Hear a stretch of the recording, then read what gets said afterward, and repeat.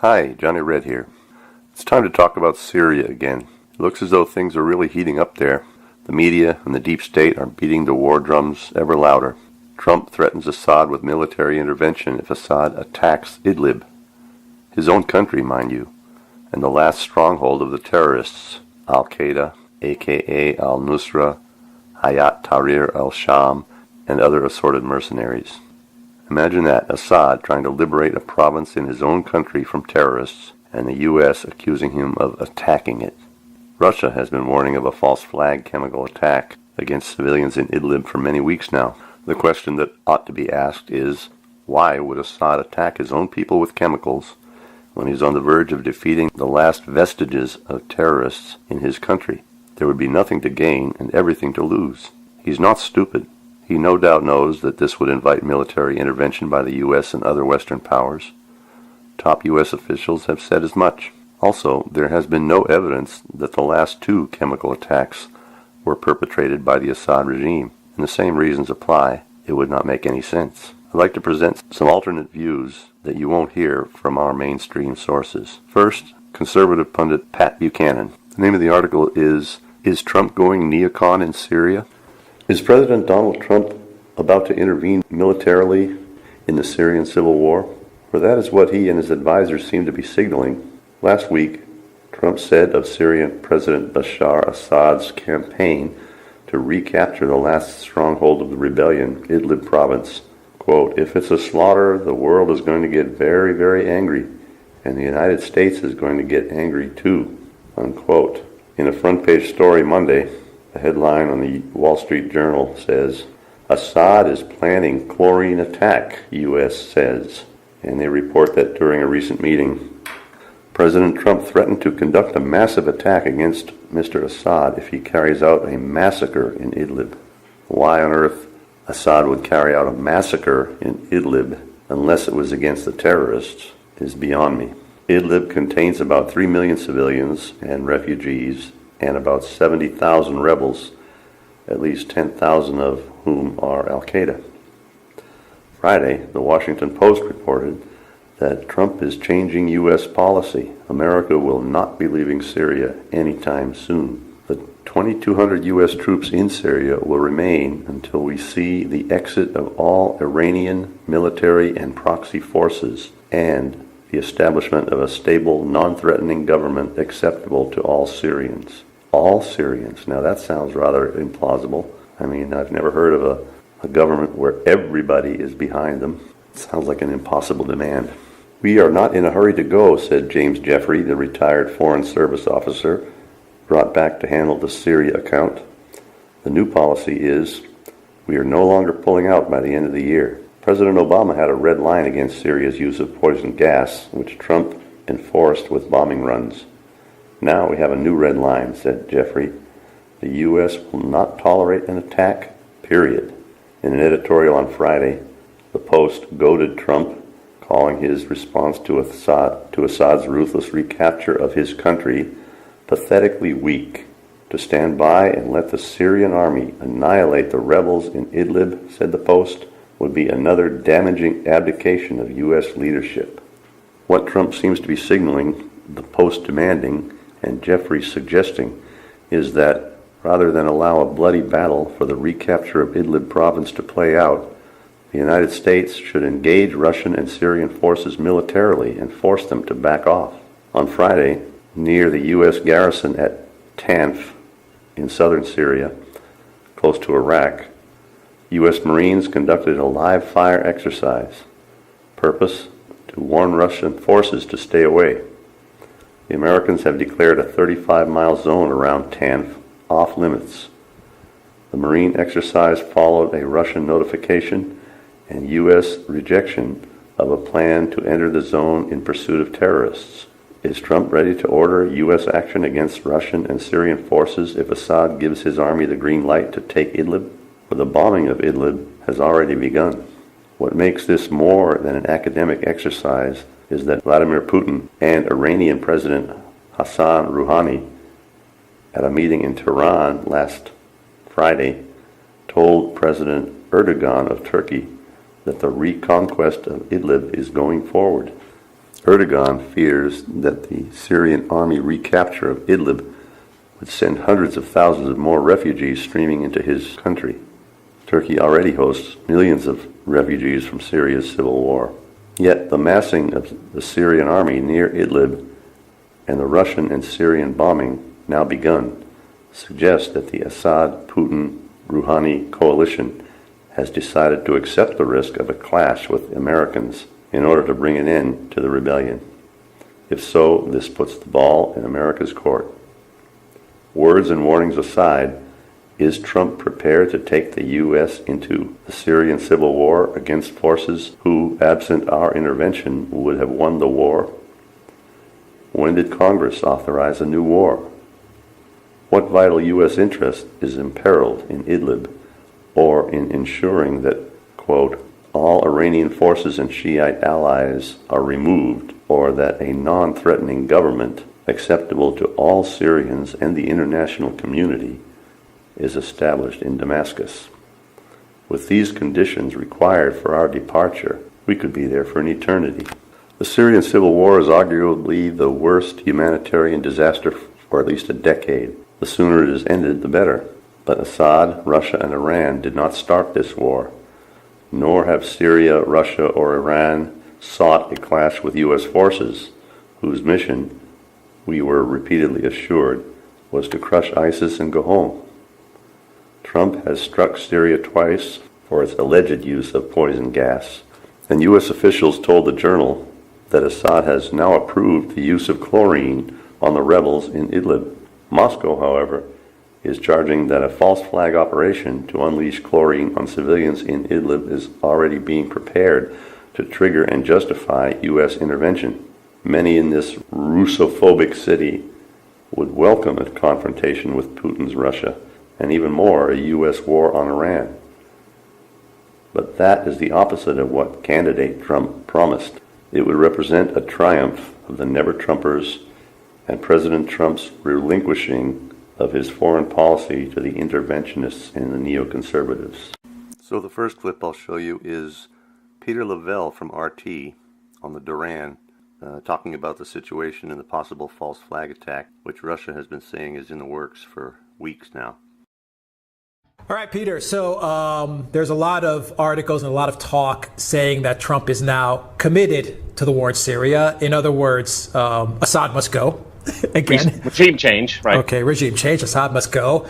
What do you take about all these articles coming out recently saying that Trump is now back re-engaged with Syria? Okay. Well, it all started earlier in the week with David Ignatius's article in the Washington Post, the Bezos propaganda organ.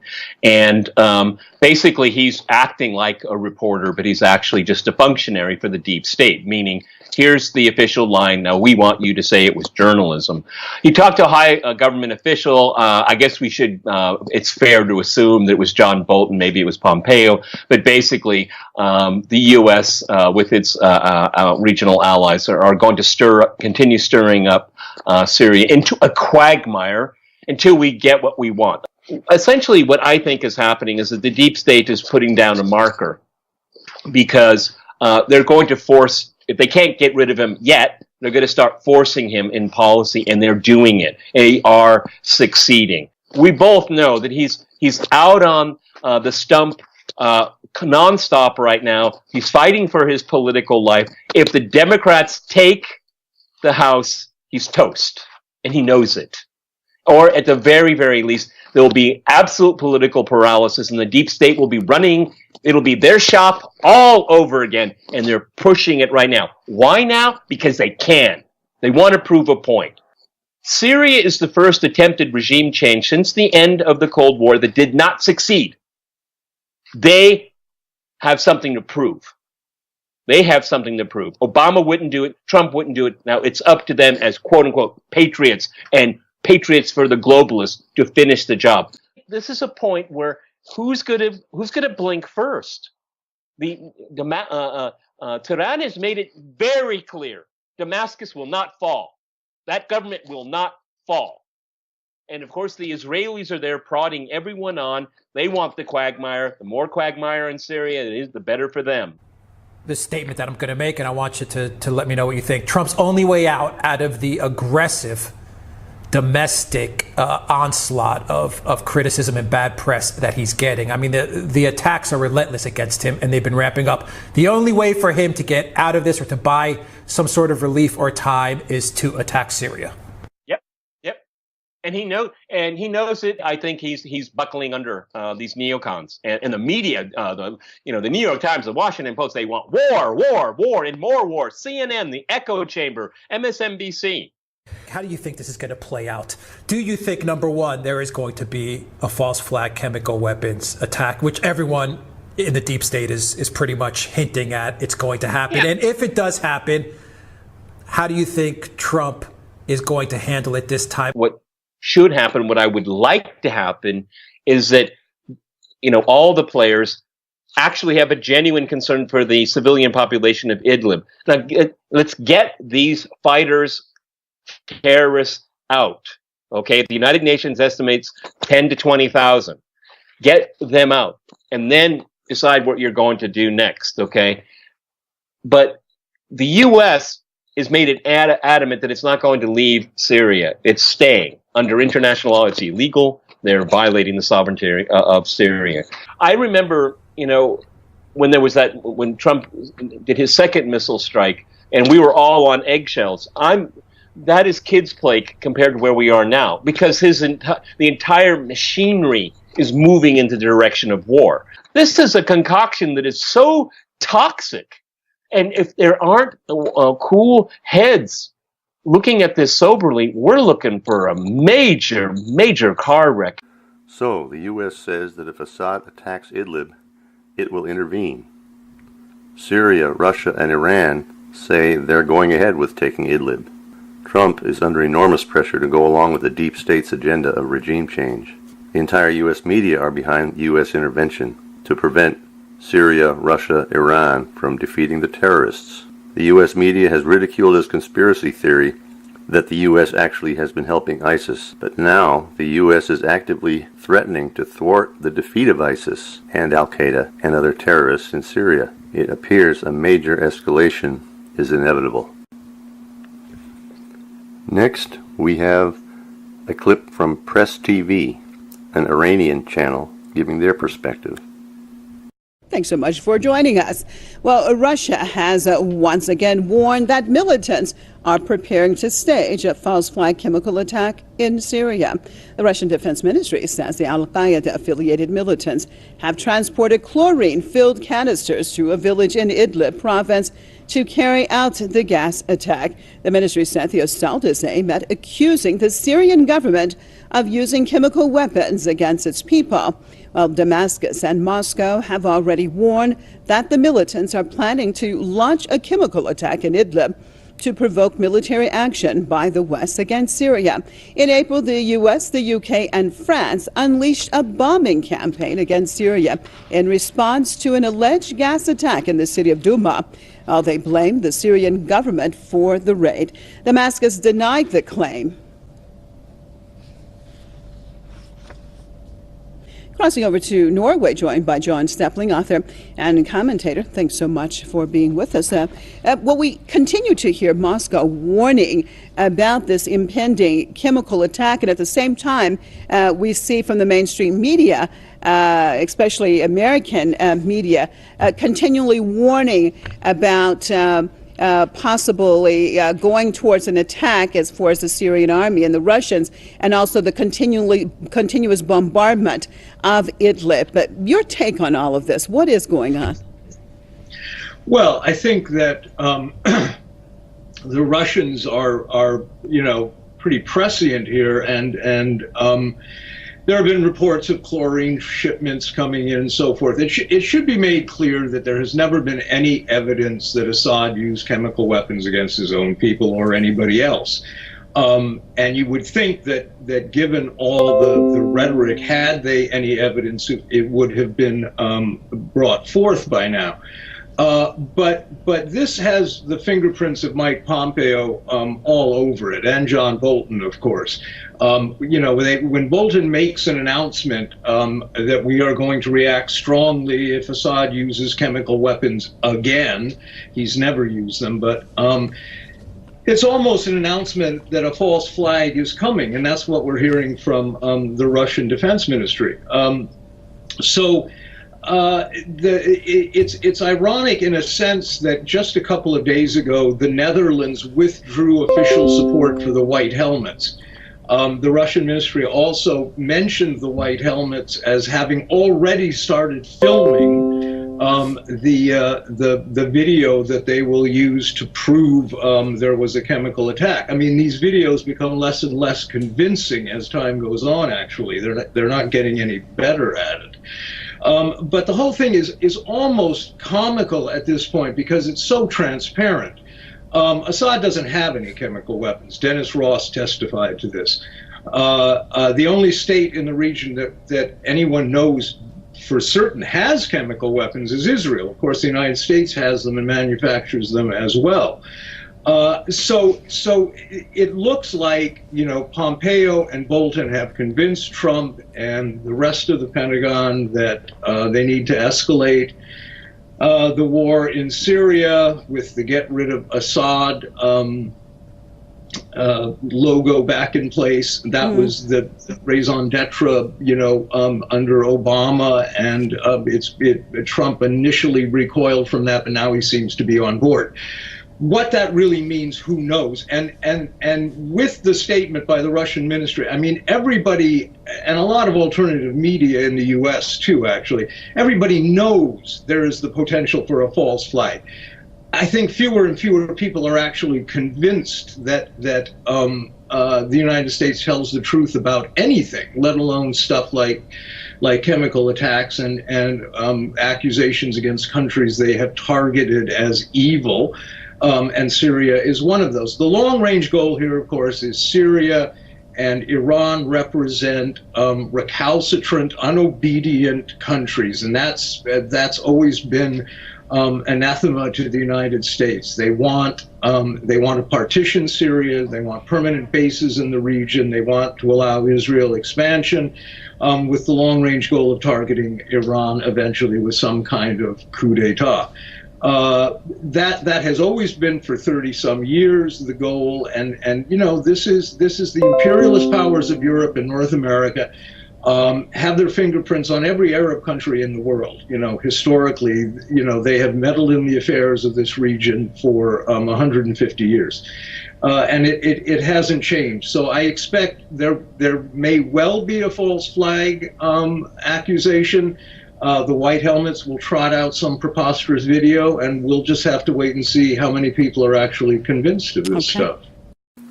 The deep state has had Syria in its sights for decades.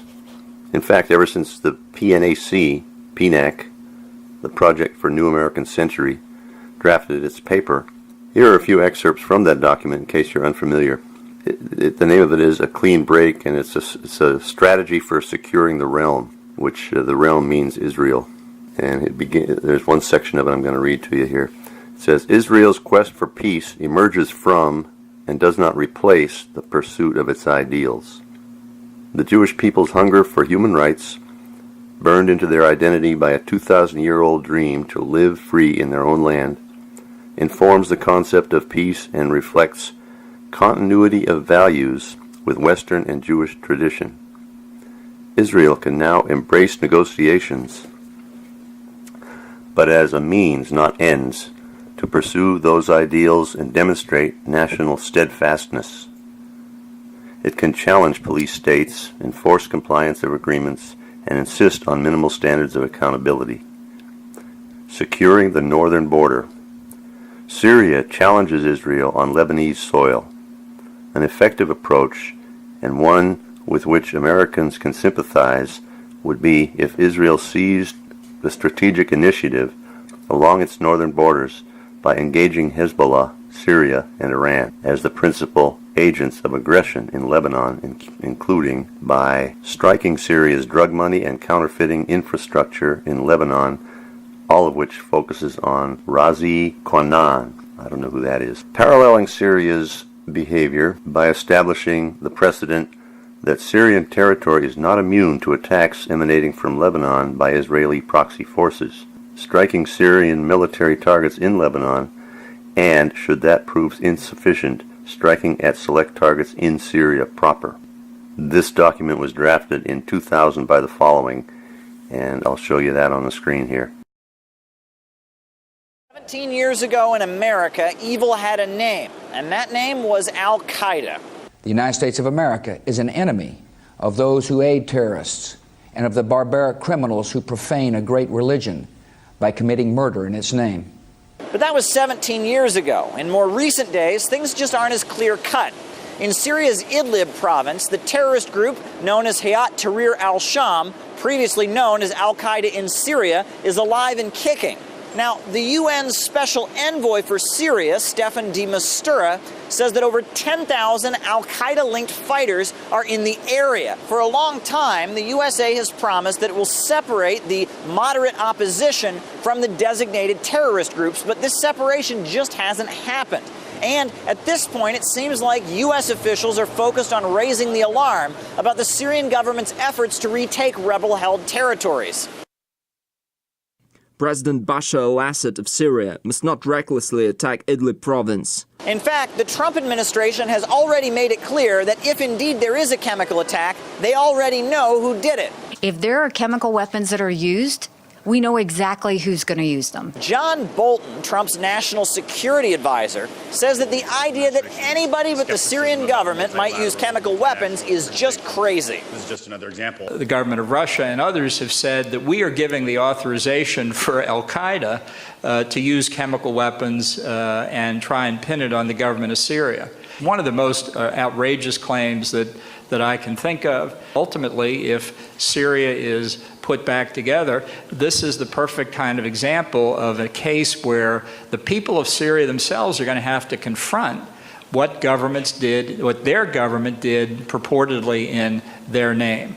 So apparently Al-Qaeda brought down the Twin Towers, but they're just not evil enough to release some chlorine gas. Now, the UN Special Envoy disagrees and says that the terrorists are very capable of conducting chemical attacks. The government, on one hand, and Al-Nusra, which is an organization declared terrorist by the Security Council, are having the capability to produce weaponized chlorine.